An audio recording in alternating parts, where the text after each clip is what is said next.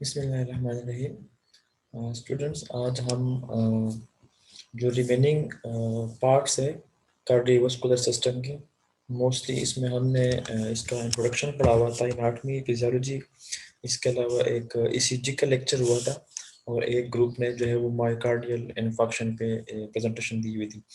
आज जो remaining part है इसका atherosclerosis and coronary heart disease, उसके बारे में आज हम पढ़ेंगे। सबसे पहले हमने ये समझना है कि आर्थरोस्क्लेरोसिस क्या चीज़ है।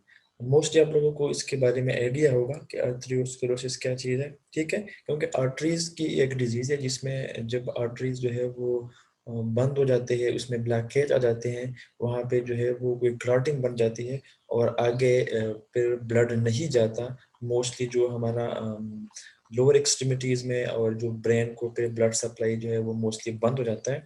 इसको फिर हम कहते हैं आर्थरोस्क्लेरोसिस।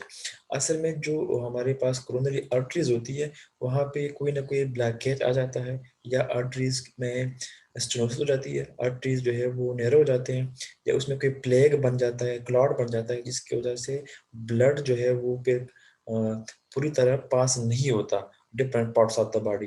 तो उसको फिर हम क्या कहते हैं, atherosclerosis, resulting in decreased blood supply particularly to the cerebrum and lower extremities। cerebrum हमारा जो ब्रेन का पार्ट है, वहाँ पे, जो लोअर एक्सट्रीमिटीज है हमारे, वहाँ पे फिर ब्लड सप्लाई कम हो जाती है, जिसकी वजह से फिर जो है वहाँ पे ऑक्सीजन नहीं पहुँचते और डिफरेंट और प्रॉब्लम्स क्रिएट हो सकते हैं, ठीक है।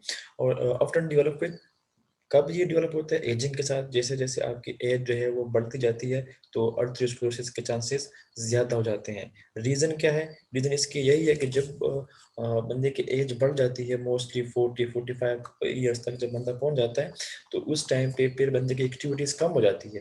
जब एक्टिविटीज़ कम हो जाती है तो आपका ब्लड जो है वो इतना रनिंग में नहीं होता आपके बॉडी में, जिसकी वजह से फिर क्लॉट बनने के या आर्थरोस्क्लेरोसिस बनने के चांसेस ज़्यादा होते हैं।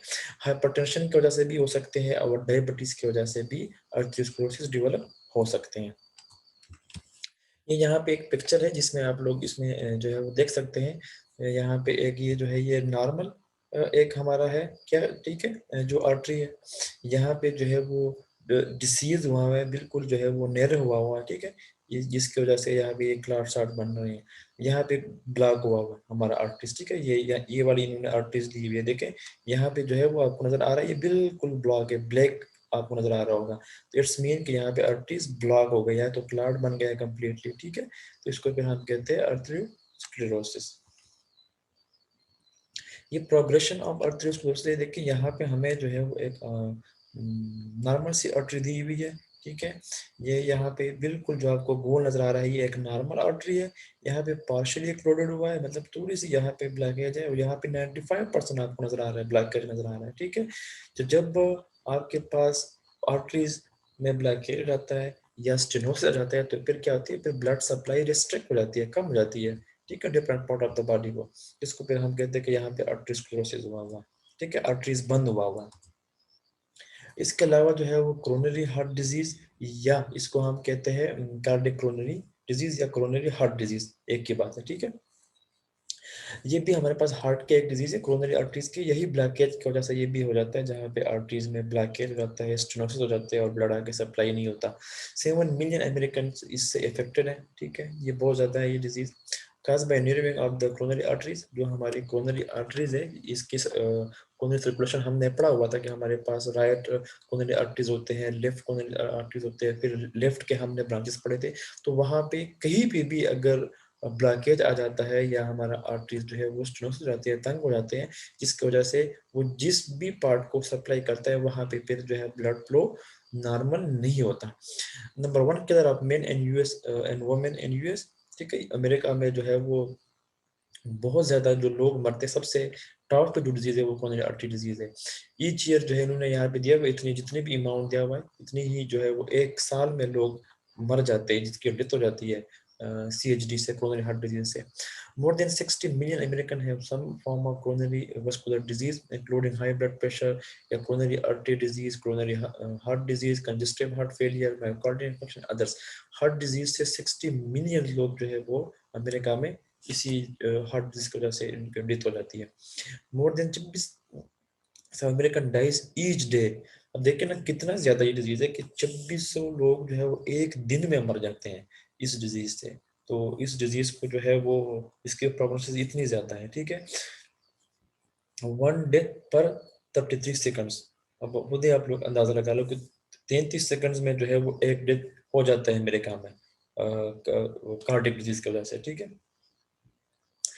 299 billion dollars cost to the US, इतने जो है ये लोग इस डिजीज पे लगा रहे हैं, इसके ट्रीटमेंट पे लगा रहे हैं, ठीक है। तो ये एक बहुत खतरनाक डिजीज है कोरोनरी हार्ट डिजीज, जिसकी वजह से जो है वो अमेरिका में भी और all over the world, Pakistan में भी आप देखो, जहाँ पे आप क्या नाम है, ये RIC से जो लोग हैं उनको ज्यादा पता होगा कि कोरोनरी हार्ट डिजीजेस जो है उनके कितने ज्यादा पेशेंट्स होते हैं और कितने सफर कर रहे होते हैं। इसके फिर रिस्क फैक्टर्स कौन से हैं? हाई ब्लड प्रेशर, इसका की वजह से जो है वो CHD हो सकती है, कोरोनरी हार्ट डिजीज हो सकती है। हाई ब्लड कोलेस्ट्रॉल की वजह से हो सकती है, स्मोकिंग की वजह से हो सकती है, ओबेसिटी की वजह से हो सकती है, फिजिकल इनएक्टिविटी, जिसकी एक्टिविटीज नहीं है, जगह में बैठने वाला काम होता है, डायबिटीज और स्ट्रेस, ये सारे रिस्क फैक्टर्स है। इसकी वजह से जो है वो किसी को भी कोरोनरी हार्ट डिजीज हो सकता है। और ये ऐसे फैक्टर है जिसको हम कंट्रोल कर सकते हैं। हम अपने ब्लड प्रेशर को कंट्रोल कर सकते हैं, ठीक है, अपनी डाइट के थ्रू, एक्सरसाइज के थ्रू। हाई ब्लड कोलेस्ट्रॉल भी हम कंट्रोल कर सकते हैं, ठीक है, अगर हम कोलेस्ट्रॉल वाली चीजें न खाएं, पेट चीजें न खाएं, तो ये कंट्रोल हो सकता है। स्मोकिंग है, स्मोकिंग जो है वो कोई ज्यादा स्मोकिंग कर रहा है तो उसको उसको कम कर सकते हैं। ओबेसिटी है, अगर मोटापा है तो मोटापा भी आप कम कर सकते हैं। आप अपनी डाइट ऐसे लो, आप ज्यादा फाइबर्स वाली चीजें खाओ, आप एक्सरसाइज करते रहो, ठीक है। फिजिकल इनएक्टिविटी है, अगर आपका ऐसा कोई काम है जिसमें आप ज्यादा आपको बैठना पड़ रहा है तो आप इसके साथ एक्सरसाइज कर लिया करें। डायबिटीज है, ये सारे ऐसे रिस्क फैक्टर है जिसको हम कंट्रोल कर सकते हैं और हम फिर कोरोनरी हार्ट डिजीज से बच सकते हैं। ये कुछ ऐसे रिस्क है जो अनकंट्रोलेबल है, जो हमारे कंट्रोल में नहीं है, जिसमें जेंडर है, ठीक है। अब इसमें मेल फीमेल, अब किसी का जेंडर मेल है तो वो फीमेल तो नहीं कर सकते ना, और किसी का जेंडर फीमेल है तो वो अपने जेंडर को चेंज करके मेल तो नहीं हो सकता, ठीक है।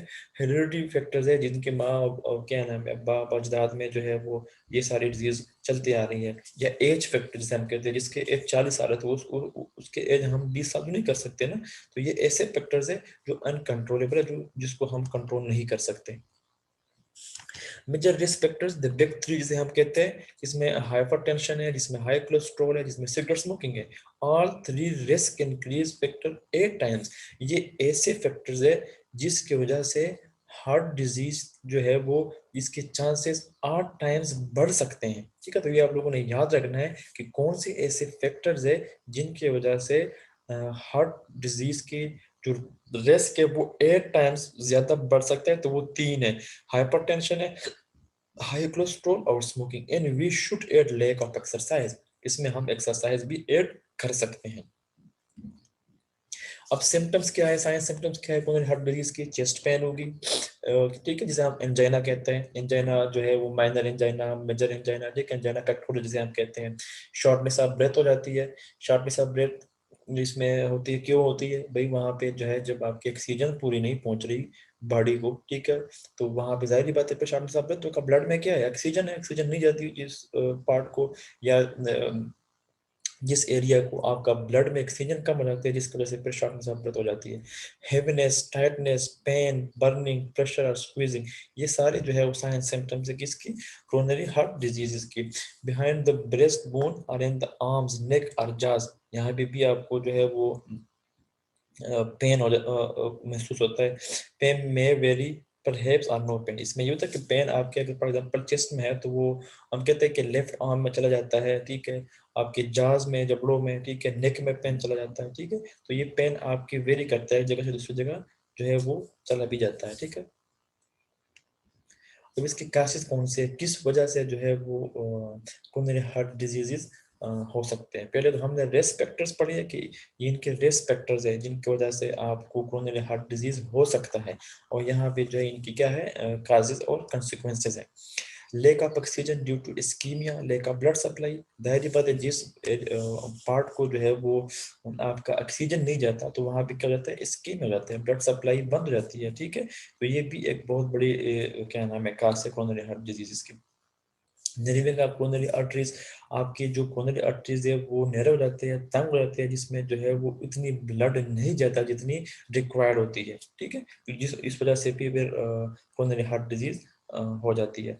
हार्ट रिस्पॉन्ड विद एंजाइना, अब जाहिर बात है जब आपके ब्लड को, आपके हार्ट को जो है उतनी ब्लड सप्लाई नहीं होता जितनी उनके फंक्शनिंग के लिए रिक्वायर्ड होती है, ठीक है, तो उस एरिया में फिर ऑक्सीजन कम हो जाती है। जब ऑक्सीजन कम हो जाती है तो वहाँ पे इस्कीमिया स्टार्ट हो जाता है और फिर वहाँ पे पेन भी स्टार्ट हो जाता है, angina pectoralis, angina minor, angina या मेजर एंजाइना, ठीक है। Finally heart attack, myocardial infection, और जब जाहिर बात है जब ब्लड नहीं पहुंचता तो फिर क्या हो जाता है, मायोकार्डियल इंफेक्शन हो जाता है, हार्ट अटैक आ जाता है, ठीक है।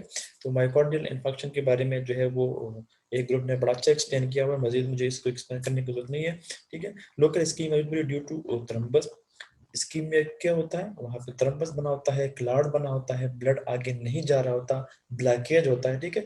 आप एक सिंपल एग्जांपल ले लो और इसके पाइप की, छोटी सी पाइप की, छोटी सी पाइप में जब प्रेशर से पानी आता है वहां पे आप लोग जो है उसको प्रेस कर देते हो, ठीक है, वहां प्रेस कर देते हो तो क्या हो जाता है, वो पाइप नैरो हो जाता है, फिर उसमें जो है वो पानी सीधे तरह से नहीं गुजरता और आगे कम पानी जाता है। तो इसलिए ये भी हमारे जो आर्टरी है इसका मिसाल एक पाइप की तरह है, और पाइप में ब्लॉकेज आ जाता है तो उसमें तो फिर पूरी तरह से पानी नहीं जाता, इट्स मीन के ब्लड पूरी तरह से नहीं जाता, नहीं पहुंचता उस एरिया को, ठीक है। और फिर पॉसिबल परमानेंट डैमेज भी आ सकता है, आपकी हार्ट में डैमेज, ईसीजी में चेंजेस आ जाते हैं, ठीक है, पेन होना स्टार्ट हो जाता है आपको। अब इसको जो है वो डायग्नोज हम कैसे करेंगे कि हमें जो है वो कोरोनरी हार्ट डिजीज, अब जाहिर बात है अगर आपके चेस्ट में पेन हो रहा है, अगर आपकी जो है वो हाथ में पेन हो रहा है, या आपको अगर शॉर्टनेस ऑफ ब्रेथ है, तो ये तो आपकी फिजिकल साइंस है, ये जरूरी नहीं है कि ये हार्ट डिजीज इसके हो, ठीक है। आपके लंग्स में कोई प्रॉब्लम हो फिर भी आपको शॉर्टनेस ऑफ ब्रेथ हो सकता है, आपके चेस्ट में पेन जरूरी नहीं है कि आपको हार्ट प्रॉब्लम ही हो, ठीक है। तो इसको डायग्नोज करने के लिए फिर क्या हम क्या करते हैं, इलेक्ट्रोकार्डियोग्राम करते हैं, ठीक है, ईकेजी, ईसीजी भी हम कर लेते हैं, स्ट्रेस टेस्ट भी कर लेते हैं, न्यूक्लियर स्कैनिंग, कोरोनरी एंजियोग्राफी, ये सारे टेस्ट है जिसके थ्रू हम कोरोनरी हार्ट डिजीज को डायग्नोज कर लेते हैं, ठीक है। इसकी ट्रीटमेंट क्या है, अगर किसी को फॉर एग्जांपल हमने डायग्नोस्टिक टेस्ट कर ली है, ईसीजी कर ली है, सीकेडी कर ली है, न्यूक्लियर टेस्टिंग कर ली है, ठीक है, जो भी इनके डायग्नोस्टिक है वो हमने कर लिया, हमें पता चल गया कि हाँ जी अब जो है वो कोरोनरी हार्ट डिजीज है, तो फिर इसके ट्रीटमेंट क्या हो सकती है, सबसे पहले तो ये है कि आप अपनी life style changes, style changes में क्या होगा, उसमें जो है वो आप एक्सरसाइज करना स्टार्ट कर लो, आप अपनी जो है वो डाइट चेंज कर लो, ठीक, लो कोलेस्ट्रॉल वाली डाइट आप स्टार्ट कर दो, ठीक है, अगर आप स्मोक करें तो आप स्मोकिंग जो है वो बंद कर दो, तो इस तरह से आप अपनी लाइफ स्टाइल में चेंजेस लेके आते हो। मेडिकेशन जो भी इसके लिए रिकमेंडेड मेडिकेशन है, बीटा ब्लॉकर्स है, ठीक है, कैल्शियम चैनल ब्लॉकर्स है, या जो भी है वो मेडिकेशन इनके लिए रिकमेंडेड है, वो मेडिकेशन हम स्टार्ट कर देते हैं। अगर लाइफ स्टाइल चेंजेस से भी नहीं होता, मेडिकेशन से भी नहीं होता, तो फिर लास्ट ऑप्शन हमारे पास क्या होती है, सर्जरी होती है, ठीक है, बाईपास। अब लाइफस्टाइल चेंजेस में क्या है, चेंज ऑफ हैबिट्स, अपने हैबिट्स जो है वो आप चेंज कर ले, लो फैट डाइट आप स्टार्ट कर दे, अपना वेट कम कर ले, ठीक है, इंक्रीज एक्सरसाइज कर ले और स्टॉप स्मोकिंग, ये सारी चीजें मैंने पहले भी आपको बताया कि अगर आप लाइफस्टाइल आपकी चेंजेस है तो इसमें क्या क्या होगा, आपकी हैबिट्स जो होती है वो आप चेंज कर ले, जिसकी वजह से आपको ये डिजीज हुआ है, या अगर आपको लगता है कि इस वजह से मेरी डिजीज मजीद जो है वो कॉम्प्लिकेशन की तरफ जा सकती है, तो आप अपनी वो हैबिट्स चेंज कर ले। डाइट में आप लो फैट डाइट ले ले, अपना वेट कम कर ले अगर आपका वेट ज्यादा है, एक्सरसाइज स्टार्ट कर ले और स्मोकिंग जो है वो स्टॉप कर ले। मेडिकेशन में हम क्या क्या ले सकते हैं, बीटा ब्लॉकर्स ले सकते हैं, नाइट्रोग्लिसरीन, ठीक है, और कैल्शियम चैनल ब्लॉकर्स जैसे मैंने पहले बताया, एस्पाइरिन जो आपकी ब्लड जो है वो थिन कर लेते हैं, ठीक है, कोलेस्ट्रॉल लोअरिंग ड्रग्स आप ले लें जिसमें जो है लिस्टोटिन है, कोलेस्ट्रोल है, ठीक है, सारी डिजिटल, इसके अलावा एसी इनहिबिटर्स है, डायरोटिक्स है, ये सारे ड्रग्स है, ये वो ड्रग्स है जिसकी बेस पे हम कोरोनरी हार्ट डिजीज को ट्रीट कर लेते हैं, देखिए एक आपकी लाइफ स्टाइल चेंजेस हो गई है, इसके अलावा आपकी जो है वो मेडिकेशन हो गई, तो ये आप लोगों ने याद रखने हैं कि जो कोरोनरी हार्ट डिजीज है उनके लिए हम कौन कौन से ड्रग्स यूज कर सकते हैं, तो ये लिस्ट आप लोगों को याद होना चाहिए। सर्जरी जो है वो अगर लाइफ स्टाइल हमने चेंज कर ली है, हमने मेडिकेशन भी स्टार्ट कर ली है, और अब जो है वो फिर भी हमें हमारी प्रॉब्लम रिजॉल्व नहीं हो रहा, तो लास्ट ऑप्शन हमारे पास क्या है, फिर हम जाते हैं सर्जरी की तरफ। बालून एंजियोप्लास्टी है, एथ्रोक्टमी है, लेजर एंजियोप्लास्टी है, स्टन इंसर्शन है, स्टन हम इंसर्ट कर लेते हैं, और क्या है, गिबेज कोरोनरी आर्टरी बाईपास ऑपरेशन। तो ये सारे सर्जरी ट्रीटमेंट है जिसके थ्रू फिर हम कोरोनरी हार्ट डिजीजेस को ट्रीट कर लेते हैं। हमने जो है वो फिर जहाँ पे प्लेग बना हुआ है, जहाँ पे स्टेनोसिस बनी हुई है, जहाँ पे क्लॉट बना हुआ है, तो वो हम इसी के थ्रू फिर इसको रिमूव कर लेते हैं, या हम नया स्टन डाल देते हैं पेशेंट्स को, ठीक है, या कोरोनरी बाईपास कर लेते हैं किसी भी पेशेंट्स की। ये देखिए हमारे पास हार्ट व्यू जो है उन्होंने दिया हुआ है, front view of coronary bypass graph यहाँ पे ये आपको नजर आ रहा है। ये बाईपास है, ठीक है, वेन बाईपास जिनको लगा हुआ है पेशेंट को, जिनकी आर्टरी कोरोनरी आर्टरी में ब्लॉकेज हो या स्टेनोसिस हो या जो भी इस तरह का इशू हो जिसकी वजह से आपको हार्ट प्रॉब्लम है, तो फिर हम यहाँ पे अगर कोरोनरी बाईपास होता है तो ये यहाँ पे इन्होंने आपको शो किया हुआ है, ये देखिए यहाँ से आया हुआ है, ठीक है। तो ये कोरोनरी बाईपास की पिक्चर है। के फिर जो है वो जेंडर डिस्पेरिटी के जेंडर बेस जो है वो कोरोनरी हार्ट डिजीज या जिसे हम कोरोनरी आर्टरी डिजीज कहते हैं, वो जेंडर वाइज किस में ज्यादा होती है। तो कोरोनरी हार्ट डिजीज जो है वो मोर कॉमन होता है मेन में, ठीक है, इस कंपेयर टू फीमेल ये मेन में ज्यादा होता है। Women have higher mortality rates, older and sicker when first heart attack occurs, less aggressively treated than men, failure to recognize symptoms and timely fashion, MI in young healthy women is rare, ठीक है। तो ये एक MCQ type question आ सकता है कि gender disparity में या जो कोरोनरी हार्ट डिजीज है या कोरोनरी आर्टरी डिजीज है, तो वो किस में जाते हैं, वो मेल में ज्यादा होता है एज कंपेयर टू वुमेन। इसमें आप लोगों ने कंफ्यूज नहीं होना, कोरोनरी हार्ट डिजीज या कोरोनरी आर्टरी डिजीज सेम हम इसे कहते हैं, ठीक है, दो नाम है लेकिन ये एक डिजीज के यूज होते हैं। इफेक्ट ऑफ स्मोकिंग, अब स्मोकिंग जो है उसकी बहुत ज्यादा इफेक्ट है कि स्मोकिंग जो है वो लीड टू कार्डियक डिजीज या कार्डियोवास्कुलर डिजीज या कोरोनरी आर्टरी डिजीज, ठीक है। Cigarettes contain about 2000 compounds, main harmful are tar, nicotine and carbon dioxide, ठीक है। तो इसमें क्या क्या चीजें होती है, इसमें ये जो जितनी भी चीजें हैं ये हमारे लिए बहुत ज्यादा हार्मफुल है, ठीक है।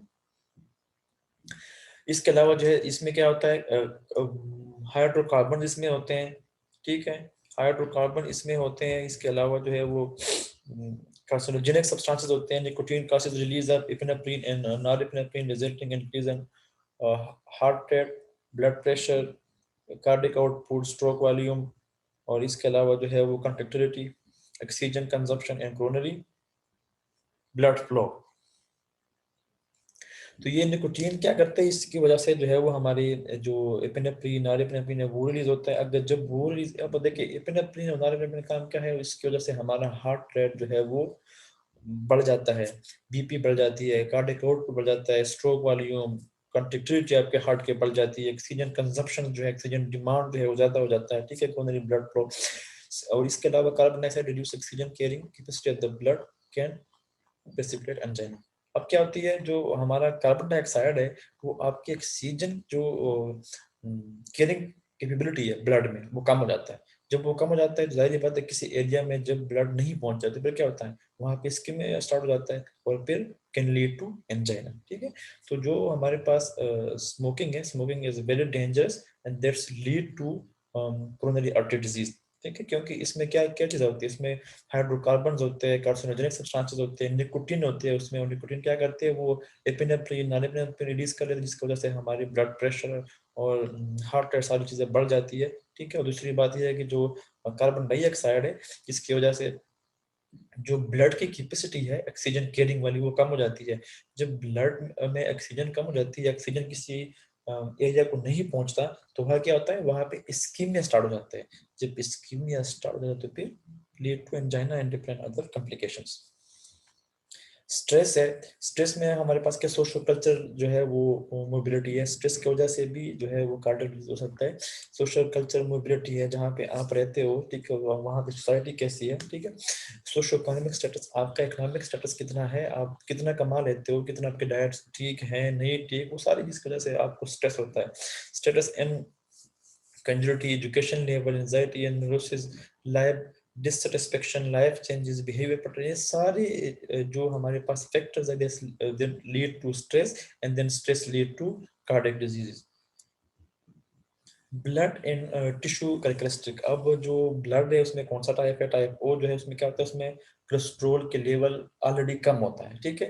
Higher cholesterol contribute to higher rate of coronary artery disease. जाहिर बात है, कोलेस्ट्रॉल अगर आपकी जो है वो हाई है ब्लड में, तो उसी से फिर आगे से प्लेग बन जाते हैं, आपके आर्टरीज ब्लॉक हो जाते हैं, ठीक है। तो वो फिर आपको जो है उसमें चांसेस पे ज्यादा होते हैं कोरोनरी आर्टरी डिजीज के, जिनके कोलेस्ट्रॉल लेवल हाई होता है, ठीक है। इसके अलावा एक वर्ड हम और यूज करते हैं, HDL LDL, high density lipoprotein और लो डेंसिटी lipoprotein रेशो में be more important then cholesterol level, ठीक है। कोलेस्ट्रॉल लेवल से भी ज्यादा हमारे लिए जो इम्पोर्टेंट है, जो हम चेक करते हैं, वो क्या, वो हाई डेंसिटी lipoprotein है और लो डेंसिटी lipoprotein है, ठीक है। अब अगर किसी की क्या नाम है, बॉडी में हाई डेंसिटी lipoprotein ज्यादा है, तो वो उसके लिए अच्छी बात है। क्यों? क्योंकि वो क्या करते हैं, वो एक प्रोटेक्टिव मैकेनिज्म जो है प्रोड्यूस करते हैं, ठीक है। आर्थरोस्क्लेरोसिस के खिलाफ जो है वो प्रोटेक्टिव मैकेनिज्म यूज करते हैं और वहां पे प्लेग नहीं बनने देता, ठीक है। तो high density lipoprotein seem to have protective effect against development of arteriosclerosis। फिर डाइट जो है, डाइट पहले भी हम बात कर चुके हैं कि ऐसे पेशेंट्स को जिनको कोरोनरी आर्टरी डिजीज हो या कोरोनरी हार्ट डिजीज हो, ठीक है, या अर्थरोस्क्लेरोसिस जो भी है, तो उसके लिए फिर डाइट कौन सी लेनी चाहिए, रिड्यूस सैचुरेटेड फैट्स लेने चाहिए उनको, ठीक है, उसको कम करना चाहिए। सैचुरेटेड फैट्स है उसको कम करना चाहिए। सैचुरेटेड फैट्स आप लोग देखें, सैचुरेटेड फैट्स क्या है, ऐसी फैट्स जो क्या नाम है, सालों बनना हो, जो साल नहीं होते इजीली, ठीक है। इंक्रीज फुली अनसैचुरेटेड फैट्स, वो आपको इंक्रीज करना चाहिए, वो आपको ज्यादा लेना चाहिए, ठीक है। Higher protein to fat ratio, आपने as compared to fat protein वाली डाइट ज्यादा लेनी है, और आपने अपनी कैलोरीज काउंट करने हैं कि आपको एक दिन में कितनी कैलोरीज जो है लेने चाहिए, कितना डाइट लेना चाहिए जिसमें आपकी कैलोरीज पूरी हो। तो ये सारे that's all about coronary artery disease and atherosclerosis, ठीक है। ये आपका चैप्टर है इंशाल्लाह। इसमें एक और टॉपिक रह गया है, वल्वर डिजीज, जो वाल्व से रिलेटेड डिजीज है वो इसमें रह गए हैं, वो हम पढ़ेंगे। तो इसके बाद जो है वो हम नेक्स्ट चैप्टर नंबर 4 रिस्पिरेटरी वाला स्टार्ट करेंगे। आई होप आप लोगों को समझ आ गया होगा, जिनको समझ नहीं आई है वो बेशक फिर मुझसे पूछ सकते हैं।